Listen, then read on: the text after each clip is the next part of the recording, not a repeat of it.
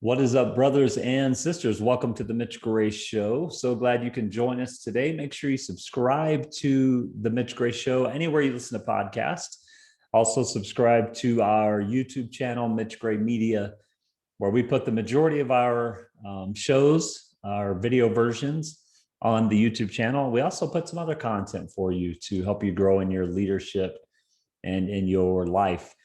On today's episode, we are going to talk about failures. It's a topic that you hear people visit about often. They post about it, they complain about it, they struggle with it, they wrestle with it, and they try and decide to do, what to do with this idea of failure.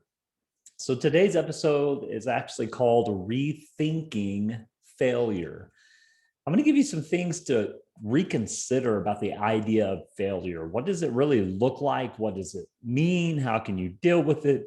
And how can you actually empower failure? Yes, I said empower failure. So let's get started. In designing today's episode, I opened Google, the all-in-all website for everything in the universe, right? If you want to know something, you go to Google. So I just Googled the definition of failure. What does it mean? And it was kind of interesting. The first definition of failure that popped up was 3 words. And those words were lack of success. So when you go to Google and you type in, what is the definition of failure? It gives you 3 words, lack of success. And I thought, boy, that's really setting everyone up for hopelessness, right? If the only way we're going to view failure is lack of success, then that means we need to run from failure. But I'm going to shift that a little bit for the next few minutes. I'm going to actually encourage you to run toward failure, to actually embrace and go even harder at failing in life. The question becomes, why do we fear failure? Obviously, if you go by Google's definition, you fear failure because it's lack of success. It means you aren't getting anywhere. It means you're losing, I guess, in a way you could say that things are just not happening. And so we need to redefine what failure really is. But then the question becomes, why do we fear failure? Why do we fear the idea of not succeeding? And of course, that goes to a whole nother situation where we need to define success for ourselves, but that's not for today. Today, we're talking about rethinking failure. So why do we fear failure? A few reasons. Number one, self-imposed expectation.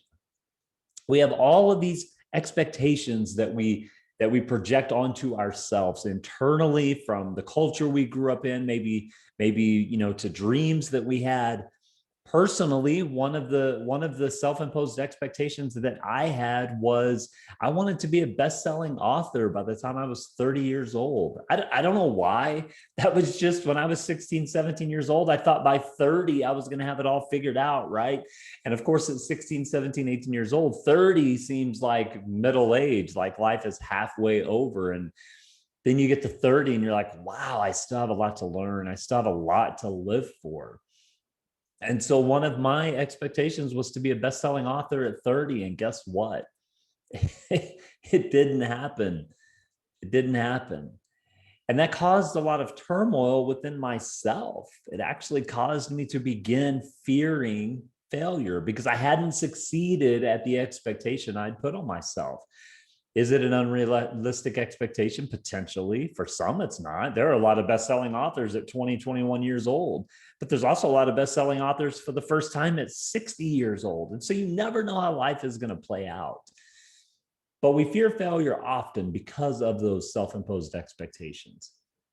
The second reason we fear failure is because of self-constructed concepts. In other words, we create this world in our mind that we're now holding ourselves accountable to that isn't reality. Someone might say, with my personal example, that wanting to be a best-selling author at 30, what did I do to get there? Now, I actually did some things. I published some works and some books by the time I was 30.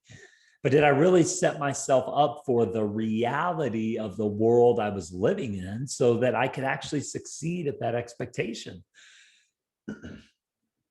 And so oftentimes we find ourselves living in a world that has been constructed within ourselves that actually isn't relatable to reality. And so we have these self-constructed concepts that then become self-imposed expectations that naturally set us up for failure, Google's version of lack of success, because we just aren't in a relatable fashion with reality. And maybe our plans or our strategies or however we're moving forward with that reality, whatever that looks like, maybe they don't actually relate to the steps we're putting into practice. It's one thing to say, I want to be a best-selling author at 30. It's another thing to actually do what needs to be done to become a best-selling author at 30. The third reason we fear failure is because of projected expectation. Projected expectation is the expectation that others put on us. So instead of becoming a best-selling author at 30, what this looks like is mom and dad may be saying, hey, Mitch, you're going to be a doctor because our family is made of doctors and that's what we do in this family. We're doctors. And instead, I want to be an artist living in LA, doing whatever. And so now my family all of a sudden has this lack of success definition of failure for my own life, even though I've chosen the path that I want to go down. I didn't want to become a doctor. I didn't have a desire to become a doctor. I didn't want to go into the debt you have to go into to become a doctor. So I wanted to be an artist or whatever it is. Those projected expectations can actually set us up for great failure. And it actually even more sets us up for fearing taking risk and trying new things because we're afraid of what others are going to say. We're afraid of what, oftentimes this is a family situation, right? Or it could be close friends. If we take a leap, a dive, a jump into something crazy, we worry about what others are going to think of us. And that can cause us to fear failure. There's almost nothing worse than coming back and saying, it didn't work. It didn't work. Well, the fourth reason we fear failure is the value of others. And it has to do with what I just said. We're so worried about what others are going to think of us if we try something and it doesn't work that we fear it. And it's, I want to say that is a substantial emotion. Don't doubt that emotion. Don't rob yourself from fearing and feeling that fear of what others might think. Now, the difference is work through that emotion, but don't overvalue what others are thinking. It's okay to have a close group of friends or family that you go to and say, hey, I'm thinking about this idea. I'm thinking about trying this. I just need maybe some sensible thoughts. It's another thing for them to give you their opinion, and that opinion now becomes the central value to how you live your life. So the reasons we fear failure: self-imposed expectations, self-constructed concepts, projected expectation of others onto us, and then the value of others. So then how do we get around this, right? When I Googled the definition of failure and it said lack of success, which no one wants to live that way. But then I also told you, I believe we need to run toward failure, not away from it.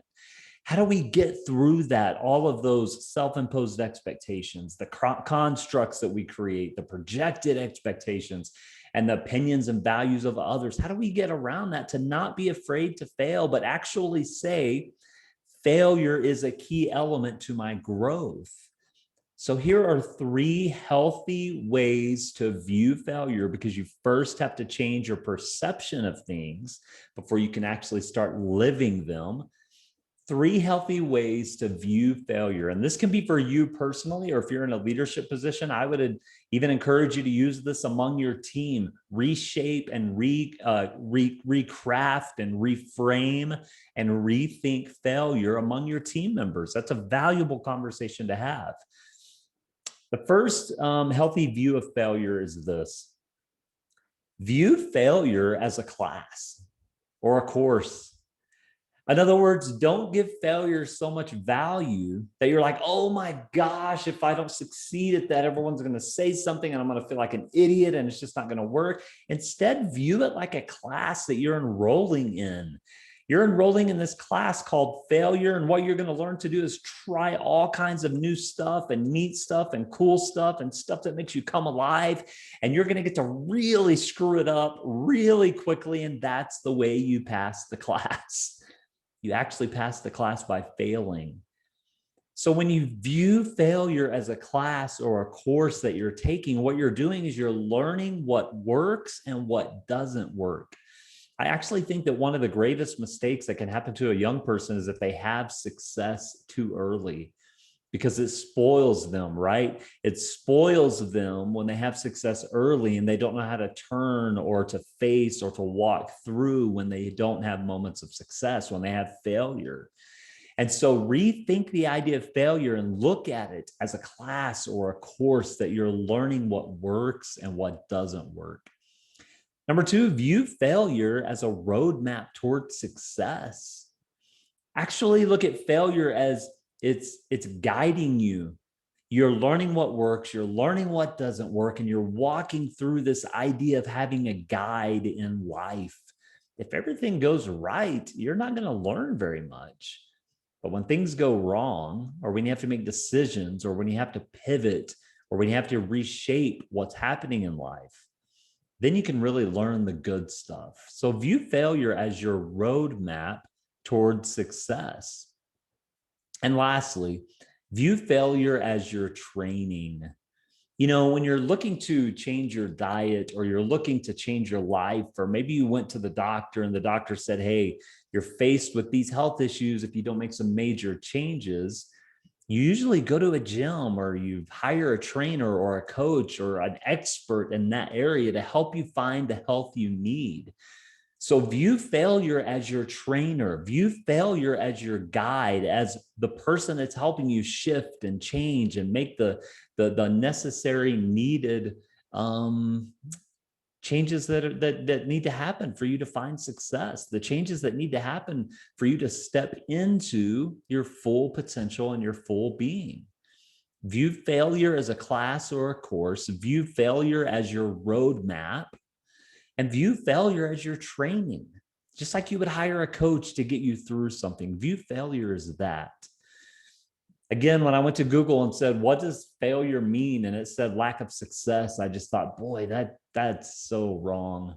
Failure actually means that you're trying to find the gateway to success. So fail more often, run toward failure, embrace failure, try new things, learn new things, talk with new people, put yourself out there. You may have to set boundaries on how much you do that, and you should.